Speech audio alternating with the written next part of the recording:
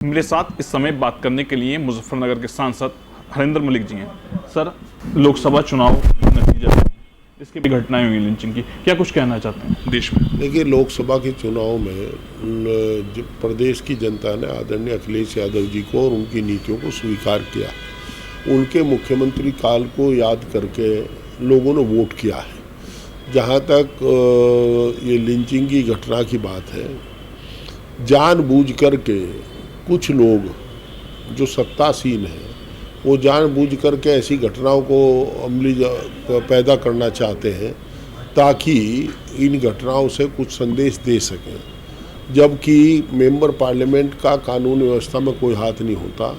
सरकार इनकी है, जो घटनाएं हुई है तो सरकार की जिम्मेदारी बनती है उसे रोकें। और ये तो हाथरस में इतनी बड़ी घटना होगी तो ये सरकार की जिम्मेदारी बनती है। बसपा सुप्रीमो के द्वारा कहा गया है एसआईटी की रिपोर्ट आ गई है, अभी तक गिरफ्तारी नहीं हुई है बाबा की, क्या कुछ कहें क्यों रही है? ये आदरणीय बहन जी ने जो कहा, इस पर आदरणीय मुख्यमंत्री जी विचार करें, हम क्या कहेंगे इस पर। हम तो ना कहने वाले ना करने वाले, हमारे हाथ में ना गिरफ्तारी करनी और ना हम कुछ कहते। जम्मू में आतंकवादी हमला हुआ है, जवान शहीद हुए हैं, क्या मानते हैं? भारत की सेना के शौर्य, वीरता और अनुशासन की सब जगह तारीफ होती है और हम गौरवान्वित हैं अपनी सेना के शौर्य को लेकर के। परंतु जिस प्रकार सरकार की गलत नीति के कारण हमारे जवान शहादत दे रहे हैं, यह दुख का विषय है। हम उनकी शहादत को सलाम करते हैं और सरकार को आगाह करते हैं कि वे महसूस करें कि वो भी किसी के बेटे हैं। शहादत कहना, शहीद कहना बहुत अच्छा लगता है, पर जब अपने घर का बच्चा शहीद होता है तब सच्चाई का पता लगता है। तो ये नीतियों का पर विचार करें, पुनर्विचार करें, बारंबार विचार करें, ऐसी नीति बनावे ताकि ये शहादत देने का सिलसिला टूटे। यूपी में 10 सीटों पर उपचुनाव होने हैं, क्या कुछ तैयारी है समाजवादी की? समाजवादी पार्टी जीत रही है, पूरी तैयारी है, जमीन पर तैयारी है। और तैयारी के मामले में समाजवादी पार्टी कभी पीछे नहीं रहती। लोकसभा चुनाव के अगले दिन ही आदरणीय अध्यक्ष जी ने निर्देश दे दिए थे सबको कि भाई सब अपना चुनाव की तैयारी पर लगो। हमारे यहाँ मीरापुर, हम उसकी तैयारी में लग रहे हैं।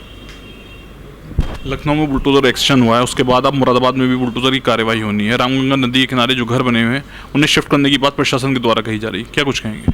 बोया पेड़ बबूल का आम कहाँ से खाए? जब भाजपा को वोट दोगे तो विस्थापित ही रहोगे। अच्छा, अवैध शस्त्र प्रदर्शन को लेकर बयान आया है, एक बयान सुना होगा आपने कि शस्त्र प्रदर्शन किसी भी उसमें जो है तुम्हारा नहीं करना चाहिए। इसकी अनुमति कब थी? मेरा ज्ञानवर्धन कर दो, अनुमति कब थी और कब सरकार ने अनुमति दी शस्त्र प्रदर्शन की? पर हाँ, एक संगठन ऐसा है जब पथ प्रदर्शन करता है उसमें शस्त्र का प्रदर्शन करता है, जिसे राष्ट्रीय स्वयंसेवक संघ के नाम से जाना जाता है। तो मैं पूछ रहा, क्या उस पर भी कार्रवाई करेंगे?